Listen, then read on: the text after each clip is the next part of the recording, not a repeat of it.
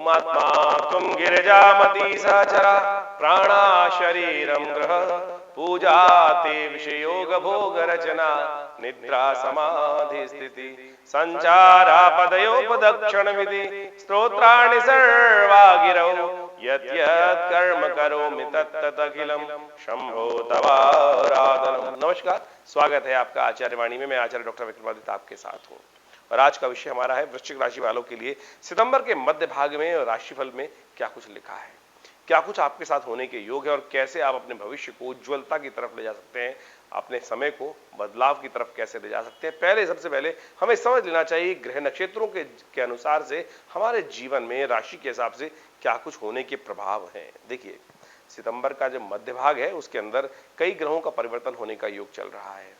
बुध महाराज विशेष तौर पर मार्गी भी हो रहे हैं, उदय भी हो रहे हैं और जिसके प्रभाव से आपके जीवन में कई प्रकार के विचित्र परिवर्तन आने के योग बनेंगे। कई ग्रहों का परिवर्तन एक साथ होने के कारण से इस वक्त आपकी राशि में जो कुछ प्रभाव चल रहे हैं उनको आपको अच्छे समझ लेना चाहिए।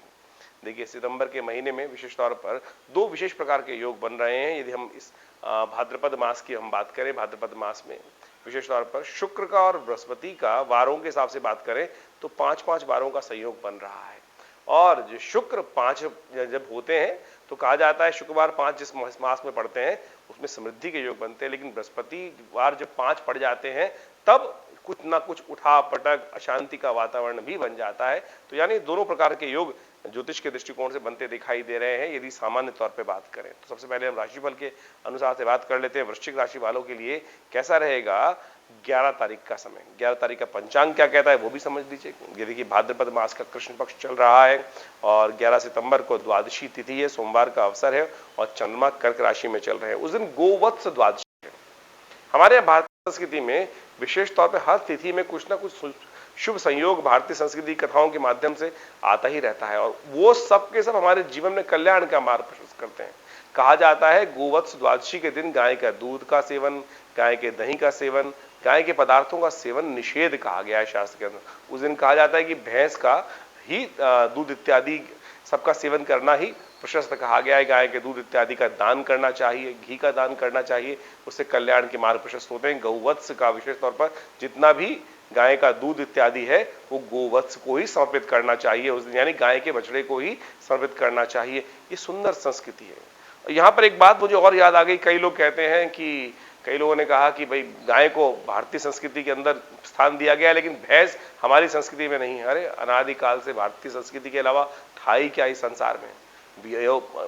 यदि आप यम का वाहन देखें तो भैंसा ही कहा जाता है, महिषी कहा जाता है। तो इस बात से विडंबनाओं को अपने जीवन से निकालने का प्रयास करें। बहुत सारे लोगों ने भैंस को कह दिया अरब से आई हुई चीज है। अरे, वहां तो कोई था ही नहीं। तो इस बात को हम त्याग करने का प्रयास करें, भारतीय संस्कृति को पूर्ण रूप से समझने का प्रयास करें। खैर, हम बात कर रहे हैं भविष्यफल की। देखिए, भविष्यफल के हिसाब से हम समझने का प्रयास करें तो वृश्चिक राशि वालों के लिए 11 तारीख का जो समय है वो विशेष तौर पर भाग्य के तौर पे अच्छा दिखाई देता है। कुछ आमदनी के रास्ते बन सकते हैं, धर्म की तरफ आपका रुझान बढ़ सकता है और धार्मिक कार्यों से आपको लाभ प्राप्ति के संकेत भी मिल सकते हैं और आपके द्वारा अच्छे ही कार्य होने के योग बनते दिखाई दे रहे हैं और किसी का अहित आपके द्वारा होता नहीं दिखाई दे रहा। आगे बढ़ने के अवसर जरूर बन सकते हैं। तो इस समय को आपको अच्छे से यूटिलाइज करने का प्रयास करना चाहिए। किसी गौशाला में जाकर गाय की सेवा करें, गाय को हरा चारा डालें, गाय के बछड़े को विशेष तौर पर यदि गुड़ खिला सकें तो बहुत अच्छा योग बनेगा। यदि हम 12 तारीख की बात करें तो 12 तारीख की ग्रह गणना विशेष तौर पर दिखाती है कि त्रयोदशी की तिथि है भाद्रपद मास के कृष्ण पक्ष की। उस दिन मंगलवार का अवसर है और साथ साथ भूम प्रदोष, मंगल और प्रदोष का पड़ रहा है। कहा जाता है जब जीवन में झगड़े बहुत परेशान कर रहे हो, ऋण बहुत परेशान कर रहा हो, तो इस मंगल प्रदोष के दिन कुछ खास उपाय कर लेने से समस्त प्रकार के कष्टों को दूर करने के योग बन सकते हैं। तो इस बात का ध्यान रखते हुए आपको कार्य करने चाहिए। ओम प्रदोष के दिन भगवान शिव का विशेष तौर पे गन्ने के रस से अभिषेक कर लेने से ऋण संबंधी समस्याओं को दूर करने के योग भी आप अच्छे से बना सकते हैं। तो ये उपाय अवश्य करने का प्रयास कीजिएगा। ग्रह नक्षत्र आपके अच्छे चलते दिखाई दे रहे हैं, अच्छे योग आपकी राशि में बनते दिखाई दे रहे हैं, सत्पुरुषों से मुलाकात होती दिखाई दे रही है और वो आपके जीवन में आगे बढ़ने में सहायता आपको सिद्ध कर सकती है। लेकिन फिर भी अपने मान सम्मान का विशेष तौर पर ध्यान रखने का प्रयास कीजिएगा। बहुत ज्यादा सीधा साधा बन के रहेंगे ना तो लोग आपको निचोड़ने का प्रयास कर सकते हैं। तो थोड़ा सा शालीनता के साथ साथ थोड़ी डिप्लोमेसी के साथ भी काम करने का प्रयास करें। थोड़ी सी शुक्र नीति का इस्तेमाल करते हुए काम करने का प्रयास करेंगे तो वो अच्छा रहेगा, आगे बढ़ने के अवसर आपको बनेंगे, अच्छे बन सकते हैं। देखिए एक बात का और ध्यान रखिएगा, 12 और 13 तारीख के दिन गंडमूल नक्षत्र विद्यमान है, तो इन दो तिथियों में यदि कोई जातक जन्म ले रहा है घर में तो उसकी मूल शांति अवश्य कराने का प्रयास कीजिएगा। मंगलवार का अवसर है, हमने कहा जो भौम प्रदोष है, ऐसे में विशेष तौर पर हनुमान जी की भी आराधना करना बड़ा कल्याणकारी रहता है और उनका पाठ कर कर आप भगवान शंकर को भी प्रसन्न कर सकते हैं। वहीं 13 तारीख की यदि बात करें तो उस दिन चतुर्दशी तिथि है और भाद्रपद मास की चतुर्दशी जो होती है शुक्ल पक्ष कृष्ण पक्ष चतुर्दशी, उसको अघोर चतुर्दशी भी कहा जाता है और साथ साथ मासिक शिवरात्रि का शुभ योग भी बन रहा है। लेकिन एक बात का भी ध्यान रखिएगा, इस दिन सुबह सूर्योदय से पहले ही भद्रा आरंभ हो जाएगी जो करीब करीब 3:36 तक चलेगी। तो इस काल में नए कार्यों को आरंभ करने से बचना चाहिए और इस बात का ध्यान रखें 3:36 के बाद कोई कार्य करने का अवसर आपको प्राप्त हो, नया कार्य हाथ में लेने का अवसर हो तो बिल्कुल लेने का प्रयास कीजिए, क्योंकि बुध भी उदय होने जा रहे हैं। शाम को 5:07 पर बुध भी उदय हो जाएंगे और ये आपके लिए अच्छे योग बनाते दिखाई दे रहे हैं। आगे बढ़ने के अवसर आपको अच्छे बनेंगे और आगे बढ़ते बढ़ते साथ साथ कुछ न कुछ शुभ योग प्राप्ति करने के योग भी बनते दिखाई दे रहे हैं। इस वक्त सिंह राशि में जो चल रहे हैं विशेष तौर पर बुध, ये आपके लिए लाभ के शुभ संकेत दिखा सकते हैं। आगे जैसे ही ये उदय होंगे उसके बाद से अच्छे योग बनते हैं दिखाई दे रहे हैं। साथ साथ सिंह राशि में चंद्रमा का परिवर्तन भी हो रहा है, तो चंद्रमा और बुध का शुभ योग आदित्य बुधादित्य जो इस प्रकार से योग बना ही हुआ है, साथ में चंद्रमा भी वहां पर आने के योग बना रहे हैं, तो आगे बढ़ने का अवसर आपको बन सकता है। ऐसे में एक काम करना, भगवान गणेश की उपासना करना, गणेश के निमित्त मंदिर में जाकर उनको दूर्वा अंकुश अर्पित करने का प्रयास कीजिए, कष्ट दूर भी होंगे, आगे बढ़ने के अवसर भी प्राप्त होंगे। वहीं 14 तारीख की हम बात करें तो उस दिन अमावस्या है और साथ साथ अमावस्या के साथ बृहस्पतिवार पड़ रहा है। पैतृक कार्यों के निमित्त, अपने पितरों के निमित्त विशेष तौर पर तर्पण, ब्राह्मणों को भोजन इत्यादि अवश्य करने का प्रयास कीजिए, ये बहुत सुंदर तिथि होती है। इस दिन कुशोट पत्नी अमावस्या भी साथ साथ कहा गई है।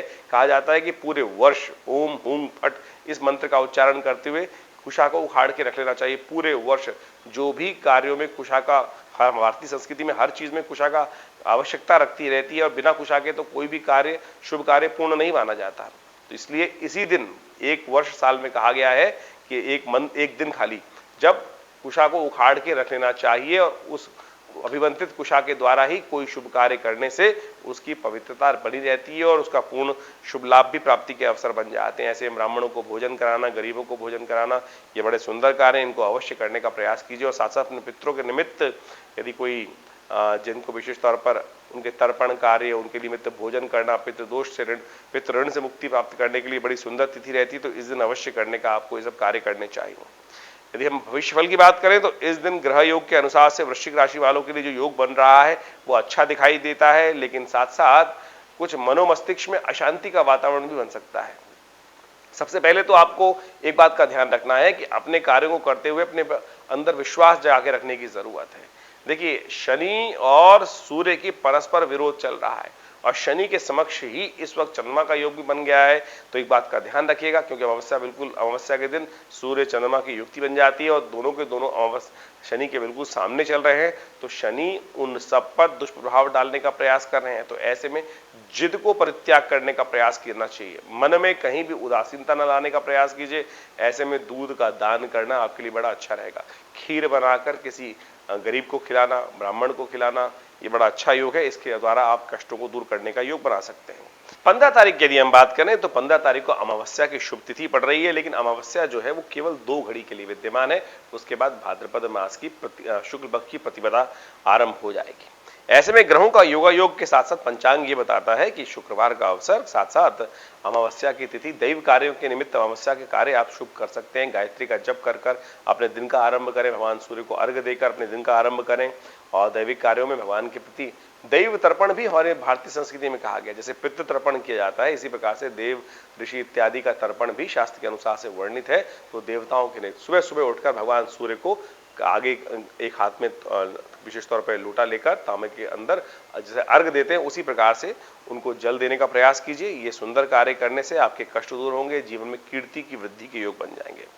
अब रही बात आपके राशिफल की, तो विशेष तौर पर ये भी ग्रह योग अच्छे बना रहे हैं, लाभ के संकेत दे रहे हैं ग्रह, आगे बढ़ने का अवसर आपको प्राप्त हो सकता है। शुभ लाभ के संकेत ग्रह प्रबल रूप से दे रहे हैं। उपाय के तौर पर आज के दिन विशेष तौर पर गौ सेवा करना, गौशाला में जाकर विशेष तौर पर कुछ दान पुण्य करने से, हरी घास गाय को डालने से कल्याण के योग बनेंगे, आगे बढ़ने के अवसर प्राप्त होंगे।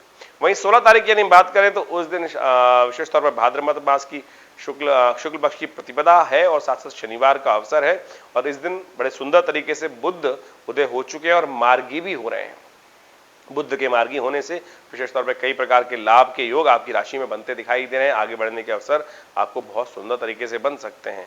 बुद्ध के मार्गी होने से देखिए, बुद्ध आपकी राशि के अनुसार से यदि हम बात करें तो लाभ के स्वामी हैं, और विशेष तौर पर बुद्ध के मार्गी होने से आपके जो चीजें आपको ऐसा लग रहा था, बहुत सारी चीजें आपकी मैनेजिंग कैपेसिटी कम हो गई थी, दिमाग काम नहीं कर रहा था, व्यवसायिक बुद्धि में दिमाग नहीं चल रहा था, तो अब बुद्ध के मार्गी और दोनों उदय हो जाने से पर भी बहुत सुंदर तरीके से लाभ प्राप्ति के संकेत बन सकते हैं। आगे बढ़ने के अवसर आपको बन सकते हैं। शनिवार का अवसर है और शनि महाराज आपकी राशि के अनुसार से इस वक्त कीर्ति में आपके मान सम्मान में थोड़ी कमी लाने के योग बना रहे हैं। तो ऐसे में हनुमान जी के मंदिर में जाकर उनको चोला चढ़ाइए, आपके शनि अनुकूल होंगे। हो सके तो पीपल के पेड़ के पास जाकर एक दिया प्रज्वलित कर दीजिए। ओम प्रांग प्रींग प्रोंग से शनिश्चराय नमः इस मंत्र का जप करते हुए कल्याण होगा, शनि महाराज का दुष्प्रभाव थोड़ा कम होगा।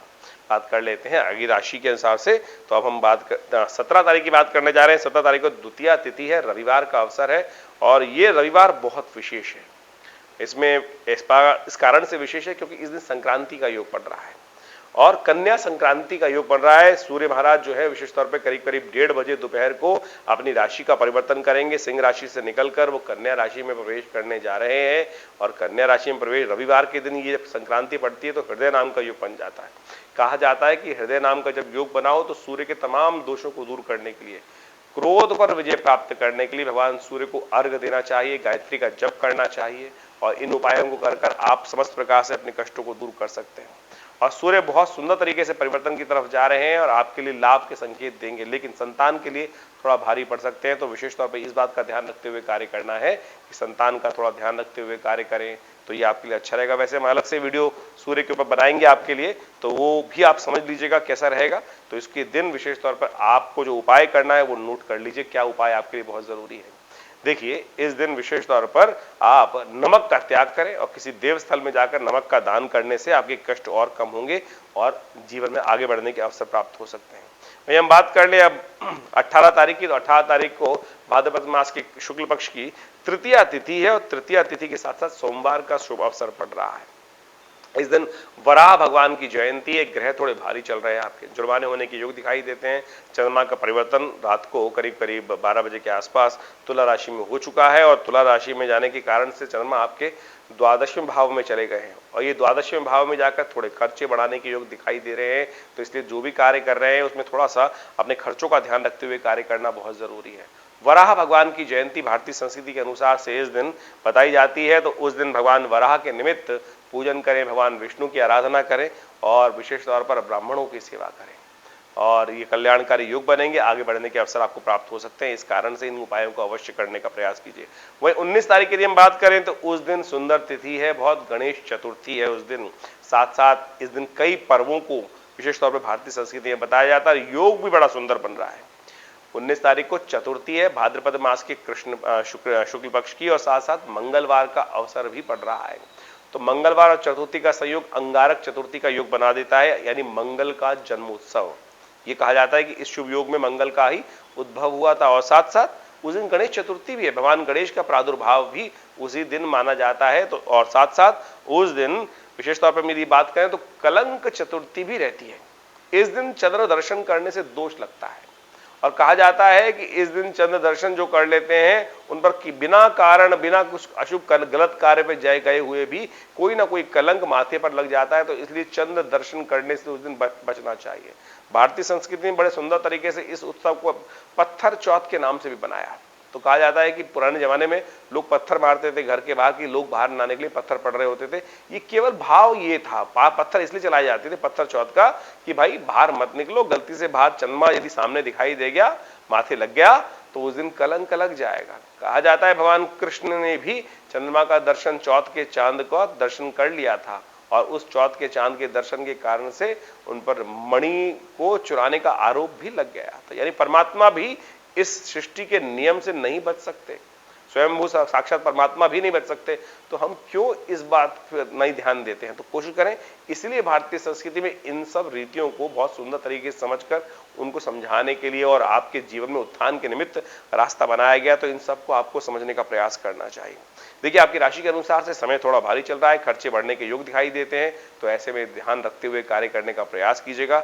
आपके लिए सबसे सुंदर है कि हनुमान चालीसा का पाठ करें और साथ साथ हो सके तो मंगल के मंत्र ओम क्रांग क्रीं क्रौंग से भौमाय नमः, इस मंत्र का जप करने से आपके कष्ट भी दूर होंगे। और हनुमान जी के मंदिर में जाकर विशेष तौर पर या गणेश जी के मंदिर में जाकर उनकी आराधना करें, उनके निमित्त उनको जैसे हनुमान जी को चोला चढ़ता है, ऐसे गणेश जी को भी चोला चढ़ाया जाता है। कहा जाता है वही स्वरूप है और वही समस्त प्रकार के कष्टों को दूर करने वाले हैं। तो इन दोनों उपायों कर कर आप जीवन में कल्याण का मार्ग प्रशस्त करें। इस दिन एक बात और ध्यान रखिएगा, इस दिन चतुर्थी भी और साथ साथ भद्रा भी विद्यमान है और भद्रा करीब करीब दोपहर को 1:43 तक रहेगी। तो नए कार्य करते हुए इस बात का ध्यान रखिएगा, सुबह नए प्रोजेक्ट हाथ में लेना, नए कार्यों को हाथ में लेना, नए नए कार्य बहुत सारे हमारे जीवन में आते रहते हैं। तो सुबह करीब दोपहर को करीब 1:43 तक भद्रा रहेगी। तो नए कार्य, नए प्रोजेक्ट्स को हाथ में लेना उस दिन शुभ नहीं रहेगा। तो इस बात का ध्यान रखते हुए कार्य करना चाहिए आपको। वहीं बात कर लेते हैं 20 तारीख की। तो 20 तारीख को पंचमी तिथि है भाद्रपद मास के शुक्ल पक्ष की और साथ साथ बुधवार है और जो ऋषि पंचमी का शुभ योग पड़ रहा है।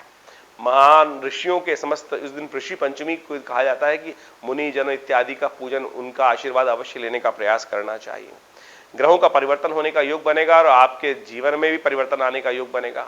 सुबह सुबह वृश्चिक राशि में चंद्रमा का प्रवेश हो जाएगा करीब करीब 8:47 पर और इस प्रवेश के साथ साथ आपके लिए दिन का उदय भी अच्छा रहेगा। आगे बढ़ने के कुछ मनोविचारों में नए विचार आने के योग बन सकते हैं, लेकिन चंद्रमा बहुत क्षीण अवस्था में है, तो इस बात का ध्यान रखना पड़ेगा। तो भगवान शंकर के मंदिर में जाकर थोड़ा दूध से भगवान का अभिषेक कर लीजिए। आपके लिए दिन और शुभ होने का योग बनेगा, रास्ता अच्छे प्राप्त होने के योग बनेंगे। जब किसी में जिन कुंडली में चंद्रमा प्रशस्त ना हो तो कौन सा उपाय किया जाए, ये बहुत सारे लोग जानना चाहते हैं। तो देखिए, कई लोग मोती बना देते हैं। अब मोती असली मिले ना मिले ये तो बहुत मुश्किल कार्य है। शुद्ध दूध लेकर, कच्चा दूध लेकर भगवान शंकर का ओम नमः शिवाय जप करते हुए यदि उनका अभिषेक नित्य प्रति कर ले तो चंद्रमा स्वतः ही बलवान हो जाता है, मन प्रशस्त हो जाता है। इससे सुंदर उपाय, सरल उपाय शास्त्र में नहीं वर्णित है। तो इन सब उपायों को कर आपने कष्टों को दूर करने का प्रयास कीजिए। या जो हमारा चैनल है, हम आपके समक्ष बहुत सारी बातें, बहुत सारी चीजें आपके समक्ष समय समय पर उपस्थित करते रहते हैं। यदि आपके मन में कोई प्रश्न चल रहा हो तो चिंता ना करें, हमारे नंबर स्क्रीन पर हैं, उन पर कॉल कर आप अपनी शंका का निवारण कर सकते हैं। धन्यवाद, नमस्कार।